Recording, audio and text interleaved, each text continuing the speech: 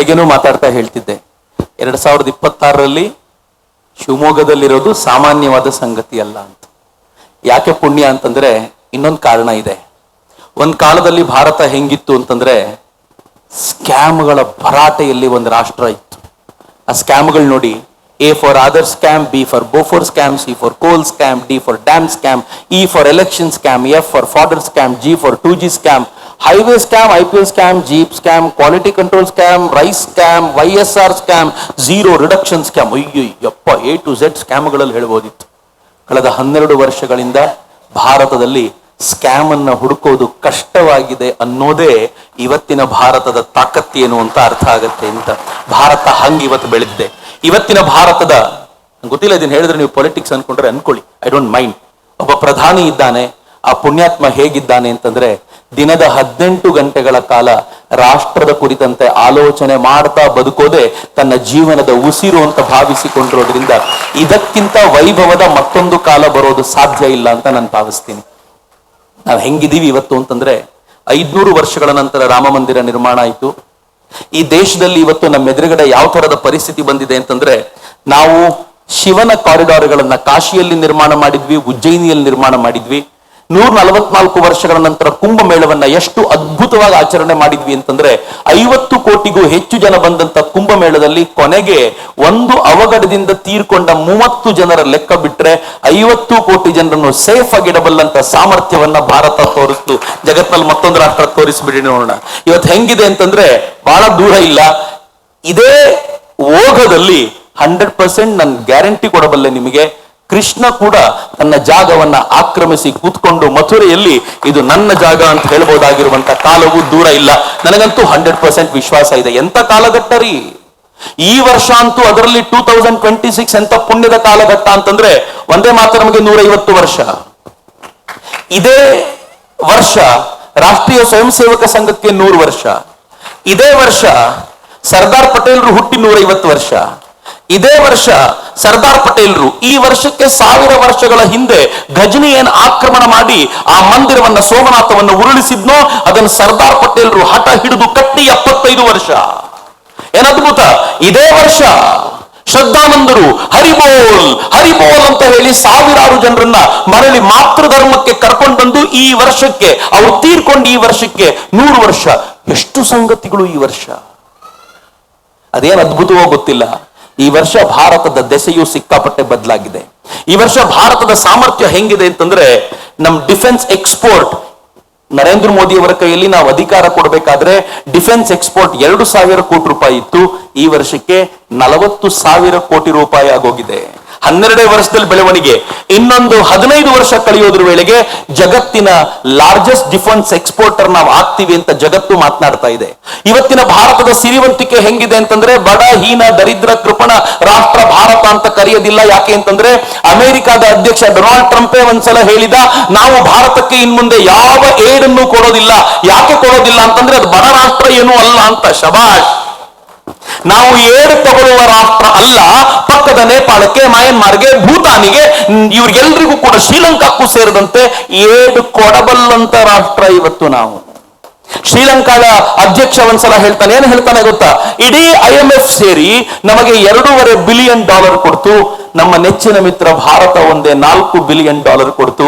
ಭಾರತ ನಮ್ಮ all weather friend ಅಂತ ನಮ್ಮ ಬಗ್ಗೆ ಪಕ್ಕದ ಶ್ರೀಲಂಕಾ ಮಾತನಾಡುತ್ತೆ. ಮಿತ್ರ, ಭಾರತ ಇವತ್ತು ಹೇಗೆ ಅಗಾಧವಾಗಿ ಬೆಳೆದು ನಿಂತಿದೆ ಅಂತಂದ್ರೆ, ತೀರಾ ಮೊನ್ನೆವರೆಗೂ ಭಾರತ ಜಗತ್ತಿನ 4ನೇ ಶ್ರೀಮಂತ ರಾಷ್ಟ್ರವಾಗಿತ್ತು. ಮೊನ್ನೆ ಸ್ವಲ್ಪ ಈ ಯುದ್ಧದ ಸಂದರ್ಭದಲ್ಲಿ 6ನೇ ಸ್ಥಾನಕ್ಕೆ ಇಳಿದಿದ್ದೀವಿ. ಬಹಳ ಬೇಗ 4ಕ್ಕೂ ಹೋಗ್ತೀವಿ, 3ಕ್ಕೂ ಬರ್ತೀವಿ. ಭಗವಂತ ಹಿಂಗೆ ಸಾಥ್ ಕೊಟ್ರೆ 2ನೇದಕ್ಕೆ ಏರೋದು ಕೂಡ ಬಹಳ ದೂರದ ಮಾತೇನು ಅಲ್ಲ. ಇವತ್ತು ಭಾರತ ಇಷ್ಟು ಗಂಭೀರವಾಗಿದೆ. ಇವತ್ತು ಭಾರತದ ಸಾಮರ್ಥ್ಯ ಹೆಂಗಿದೆ ಅಂತಂದ್ರೆ, ನಾನು ಭಾರತದ ಹೆಣ್ಮಕ್ಳ ಬಗ್ಗೆ ಬಹಳ ಹೆಮ್ಮೆಯಿಂದ ಹೇಳಬೇಕು. ನನ್ನ ದೇಶದ ಹೆಣ್ಮಕ್ಳ ಬಳಿ ಇರುವಂತ ಚಿನ್ನದ ದಾಸ್ತಾನ್ ಇದೆಯಲ್ಲ, 34,600 ಟನ್ ಚಿನ್ನ ಇದೆ. ಇಡೀ ಯುನೈಟೆಡ್ ಸ್ಟೇಟ್ಸ್ ನಲ್ಲಿ 8,133 ಟನ್ ಇದೆ. ನನ್ನ ದೇಶದ ಹೆಣ್ಮಕ್ಳು ಅಮೆರಿಕಕ್ಕಿಂತ ಶ್ರೀಮಂತರು ಅಂತ. ಇದು ಭಾರತದ ಇವತ್ತಿನ ಸಾಮರ್ಥ್ಯ. ಇವತ್ತಿನ ಭಾರತದ ಶಕ್ತಿ ಹೇಗಿದೆ ಅಂತಂದ್ರೆ ಇಡೀ ಜಗತ್ತನ್ನ ಎದುರಿಸಬಲ್ಲಂತ ಶಕ್ತಿ ನಮ್ದು. ಒಂದು ಕಾಲ ಇತ್ತು, ನಂಗೆ ಗೊತ್ತಿಲ್ಲ ನಿಮ್ಮಲ್ಲಿ ಎಷ್ಟು ಜನ ನೆನ್ಪಿಟ್ಕೊಂಡಿದ್ದೀರೋ, ಮುಂಬೈನ ಮೇಲೆ ದಾಳಿ ಮಾಡಿದ ಭಯೋತ್ಪಾದಕರು ಮುಂಬೈನ ಅಟ್ಯಾಕ್ ಮಾಡಿದಾಗ ಆ ದಾಳಿಯಲ್ಲಿದ್ದಂತ ಒಬ್ಬ ಸಿಕ್ಕಾಕೊಂಡ, ಆನಂತರ ದೊಡ್ಡ ಗಲಾಟೆ ಆಯ್ತು, ಅಟ್ಯಾಕ್ ಮಾಡಬೇಕು ಅಂದಾಗ ಮನಮೋಹನ್ ಸಿಂಗ್ ಹೇಳಿದ್ರು ಅಮೆರಿಕ ಬೈತಿದೆ ಅಟ್ಯಾಕ್ ಮಾಡಬಾರ್ದು ಅಂತ, ಅದು ನ್ಯೂಕ್ಲಿಯರ್ ವಾರ್ ಆಗಿ ಕನ್ವರ್ಟ್ ಆಗ್ಬೋದು ಅಂತ ಅಟ್ಯಾಕ್ ಮಾಡಲೇ ಇಲ್ಲ. ಆದ್ರೆ ಈ ದೇಶ ಇವತ್ತು ಹಂಗಿಲ್ಲ ರೀ.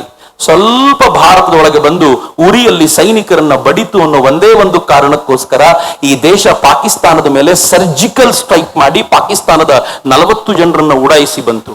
ಅದಾದ್ಮೇಲೆ ಇವರು ಪುಲ್ವಾಮಾದಲ್ಲಿ ದಾಳಿ ಮಾಡಿದ್ರು ಅಂತ ಗೊತ್ತಾದಾಗ ನಾವು ಏರ್ ಸ್ಟ್ರೈಕ್ ಮಾಡಿ ಪಾಕಿಸ್ತಾನದ 200ಕ್ಕೂ ಹೆಚ್ಚು ಭಯೋತ್ಪಾದಕರನ್ನ ಕೊಂದು ಹಾಕಿದ್ವಿ.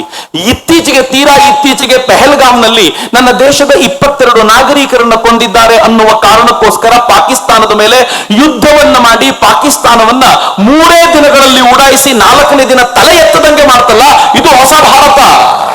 ಮಿತ್ರ, ಏರ್ ಸ್ಟ್ರೈಕ್ ಆದಾಗ ನನಗೆ ಈಗಲೂ ಕೂಡ ಹೆಮ್ಮೆ ಇದೆ ನನ್ನ ಭಾರತದ ಬಗ್ಗೆ. ಏರ್ ಸ್ಟ್ರೈಕ್ ಆದಾಗ ನಮ್ಮ ಅಭಿನಂದನ್ ವರ್ತಮಾನ್ ಸಿಕ್ಕಾಕೊಂಡಿದ್ದ. ಆ ಅಭಿನಂದನ್ ವರ್ತಮಾನನ್ನ 4-6 ದಿನಗಳ ಕಾಲ ಅಥವಾ 3-4 ತಿಂಗಳುಗಳ ಕಾಲ ಇಟ್ಕೊಂಡು ಪಾಕಿಸ್ತಾನ ಪರೇಡ್ ಮಾಡಿ ಭಾರತಕ್ಕೆ ಅವಮಾನ ಮಾಡುತ್ತೆ ಅಂತ ಎಲ್ಲರೂ ಅನ್ಕೊಂಡಿದ್ರೆ, ಈ ದೇಶದ ಪ್ರಧಾನಮಂತ್ರಿ ಏನ್ ಹೇಳಿದ್ರು ಗೊತ್ತಾ? ಅಭಿನಂದನ್ ವರ್ತಮಾನ್ ಅನ್ನೋ ಒಬ್ಬ ಸೈನಿಕನನ್ನ ಬಿಡಿಸ್ಕೊಂಡು ಬರ್ಲಿಕ್ಕೆ ಭಾರತ ಯಾವ ಹಂತಕ್ಕೆ ಬೇಕಿದ್ರು ಹೋಗ್ಲಿಕ್ಕೆ ಸಿದ್ಧ. ಸೈನ್ಯ ಹೇಳ್ತು ಏನ್ ಮಾಡ್ಬೇಕು ಹಾಗಿದ್ರೆ, ನಮ್ಮ 9 ಬ್ರಹ್ಮೋಸ್ ಮಿಸೈಲ್ಗಳನ್ನ ಪಾಕಿಸ್ತಾನದ ಕಡೆ ತಿರುಗಿಸಿಡಿ, ನಾಳೆ ಬೆಳಿಗ್ಗೆ ಒಳಗೆ ಅಭಿನಂದನ್ ಬರಲಿಲ್ಲ ಅಂತಂದ್ರೆ ಪಾಕಿಸ್ತಾನವನ್ನ ಉಡಾಯಿಸಿ ಬಿಡೋಣ ಅಂತ ಒಬ್ಬ ಸೈನಿಕನಿಗೋಸ್ಕರ. ಮಿತ್ರ, ಪಾಕಿಸ್ತಾನದ ಸಂಸತ್ನಲ್ಲಿ ಚರ್ಚೆ ಆಯ್ತು. ಚರ್ಚೆ ವಿವರ ನಾನು ಹೇಳೋದಿಲ್ಲ, ನೀವು ನೋಡಿದ್ರೆ ಗೊತ್ತಾಗುತ್ತೆ. ಅವನು ಹೇಳ್ತಾನೆ, ಒಬ್ಬ MP ಎದ್ದು ನಿಂತ್ಕೊಂಡು ನಮ್ಮ ಡಿಫೆನ್ಸ್ ಮಿನಿಸ್ಟ್ರು ಚಡ್ಡಿಯಲ್ಲೇ ಮಾರನೇ ದಿನದವರೆಗೂ ಕಾಯೋ ಸ್ಥಿತಿ ಇರಲಿಲ್ಲ, ಮುಂಚಿನ ದಿನ ರಾತ್ರಿನೇ ಅಭಿನಂದನ್ನ ಬಿಟ್ಟುಬಿಟ್ಟ. ಯಾಕೆ ಅಂತಂದ್ರೆ ಭಾರತದ ರಾತನ್ನ, ಭಾರತದ ಆಕ್ರೋಶವನ್ನ ತಡೆದುಕೊಳ್ಳುವ ಸಾಮರ್ಥ್ಯ ಪಾಕಿಸ್ತಾನಕ್ಕೆ ಇರಲಿಲ್ಲ ಅಂತ. ಇದು ಹೊಸ ಭಾರತ. ಈ ಭಾರತದ ಇವತ್ತಿನ ಸಾಮರ್ಥ್ಯ ಹೆಂಗಿದೆ ಅಂತಂದ್ರೆ, ನಾವು ಒಂದೇ ಒಂದು ಜಾಮ್ ಅನ್ನೋ ಯೋಜನೆ ತಗೊಂಡ್ಬಂದ್ವಿ.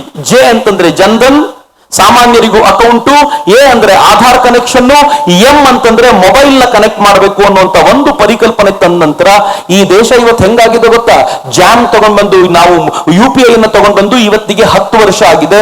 ಶುರುವಾದಾಗ 7,000 ಕೋಟಿ ಟ್ರಾನ್ಸ್ಫರ್ ಆಗ್ತಿತ್ತು, ಇವತ್ತು 250 ಲಕ್ಷ ಕೋಟಿ ಪರ್ ಇಯರ್ ಟ್ರಾನ್ಸ್ಫರ್ ಆಗುವ ಮಟ್ಟಿಗೆ ನಾವು UPI ನ ಬೆಳೆಸಿದ್ದೀವಿ. UPI ಅಂತಂದಾಗ ಅನೇಕರು ಮಾತನಾಡಿಕೊಂಡಿದ್ರು ಭಾರತದಲ್ಲಿ ಇದು ವರ್ಕೌಟ್ ಆಗೋದಿಲ್ಲ ಅಂತ. ಶ್ರೀಮಂತರು ಬಳಸ್ತಾರೋ ಇಲ್ವೋ ಗೊತ್ತಿಲ್ಲ, ಶಿವಮೊಗ್ಗದ ಬಡ ರೈತರು UPI ನ ಬಳಸ್ತಾರಲ್ಲ, ಅದು UPI ನ ಸಾರ್ಥಕತೆ ಇವತ್ತು ಭಾರತ ಕಾಣ್ತಾ ಇರೋದು. ಭಾರತ ಇವತ್ತು ಒಂದು ಒಳ್ಳೆ ಮಾತನ್ನ ಇತ್ತೀಚೆಗೆ ಒಬ್ಬ ಮಂತ್ರಿಗಳು ಹೇಳ್ತಾ ಇದ್ರು. 4G ಬಂದಾಗ ಭಾರತ ಜಗತ್ತನ್ನ ಫಾಲೋ ಮಾಡ್ತಿತ್ತು, 5G ಬಂದಾಗ ಜೊತೆಲಿ ಹೋಗ್ತಿತ್ತು, 6G ಬರೋ ವೇಳೆಗೆ ಭಾರತ ಜಗತ್ತಿನ ಮುಂಚೂಣಿಯಲ್ಲಿ ನಿಂತ್ಕೊಂಡು ಎಲ್ಲರನ್ನು ವೆಲ್ಕಮ್ ಮಾಡುತ್ತೆ. 6Gಯಲ್ಲಿ ನಾವು ಅಗ್ರಣಿಯಾಗಿದ್ದೀವಿ ಇವತ್ತು ಅಂತ. ಟೆಕ್ನಾಲಜಿಕಲಿಯೂ ಭಾರತ ಹಿಂದೆಂದೂ ನೀವು ಅಂದುಕೊಳ್ಳದೆ ಇರೋಷ್ಟು ವೇಗವಾಗಿ ಮುನ್ನುಗ್ತಾ ಇರುವಂತ ಈ ಹೊತ್ತಲ್ಲಿ ಭಾರತದ ಶ್ರೇಷ್ಠತೆ ಹೆಂಗಿದೆ ಅಂತಂದ್ರೆ, ಇಡೀ ಜಗತ್ತು ಭಾರತವನ್ನ ತಲೆ ತಗ್ಗಿಸಿ ಗೌರವಿಸುತ್ತೆ ರೀ. ನಂಗೆ ಬಹಳ ಆಶ್ಚರ್ಯ ಅನ್ಸುತ್ತೆ, ಈ ದೇಶದ ಪ್ರಧಾನಿ ಅದೇನ್ ಮ್ಯಾಜಿಕ್ ಮಾಡ್ತಾರೋ. ಇಸ್ರೇಲ್ಗೂ ಕ್ಲೋಸ್ ಫ್ರೆಂಡು, ಇರಾನ್ಗೂ ಕ್ಲೋಸ್ ಫ್ರೆಂಡ್ ಅವರು. ಇರಾನ್ ಹೇಳುತ್ತೆ India is my all weather friend, Israel ಹೇಳುತ್ತೆ India is my best friend. ಇಬ್ಬರ ಜೊತೆನೂ ಚೆನ್ನಾಗಿದ್ದಾರೆ.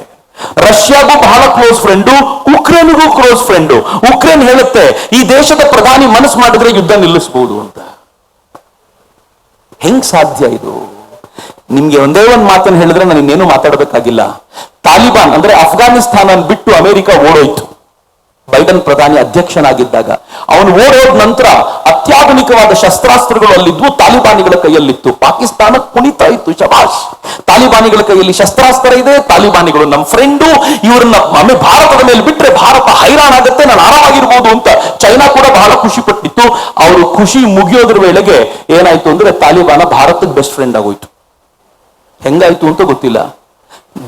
ಅಫ್ಘಾನಿಸ್ತಾನದ ವಿದೇಶಾಂಗ ಸಚಿವರು ಭಾರತಕ್ಕೆ ಬರ್ತಾರೆ, ಭಾರತದಲ್ಲಿ ಮೀಟಿಂಗ್ ಮುಗಿಸಿ ತನ್ನ ದೇಶಕ್ಕೆ ಹೋಗಿ ಏನ್ ಹೇಳ್ತಾರೆ ಗೊತ್ತಾ?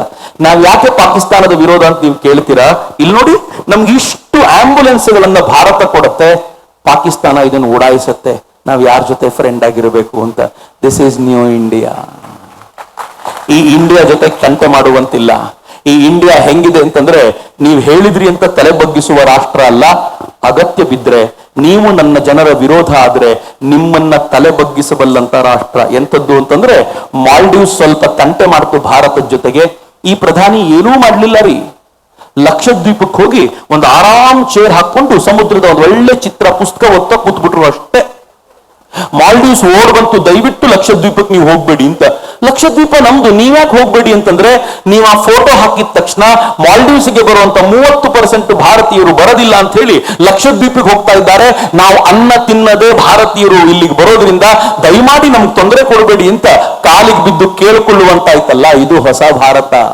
मित्र बी प्राउड, सुनो गौर से दुनिया वालों, बुरी नजर ना हम पे डालो, चाहे कितना जोर लगा लो, सबसे आगे होंगे हिंदुस्तानी.